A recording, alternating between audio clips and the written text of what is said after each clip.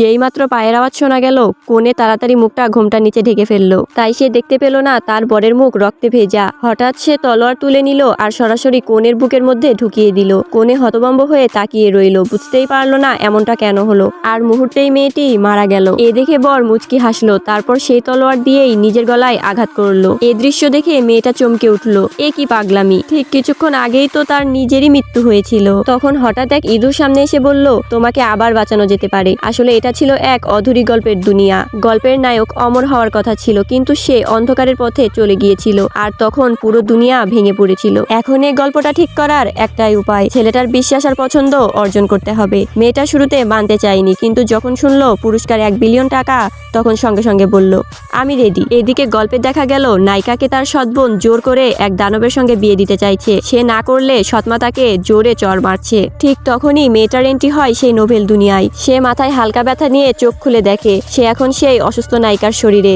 সৎমা আবার হাত তুলতে যায়, কিন্তু এবার মেয়েটা এক চড়ের জবাব দেয়। তারপর সৎ বোনকেও এক চড় মারে। যখন নৌকারানীরা তাকে থামাতে আসে, তাদেরকেও একে একে চড় মারে। ঠিক তখন বাবা রেগে গিয়ে এক আগুনের গোলা তৈরি করে তার দিকে ছুটতে চায়। ইঁদুর সঙ্গে সঙ্গে বলে সে খুব শক্তিশালী, ওর সঙ্গে লড়া বিপজ্জনক। কিন্তু মেয়েটা হেসে মিডল ফিঙ্গার দেখিয়ে বলে, যদি মারতেই হয় তাহলে এখানেই মারো, আমি মরে গেলে তোমার মেয়েকে কে বিয়ে করবে? বাবা চিৎকার করে বলে, তুমি আমাকে হুমকি দিচ্ছ?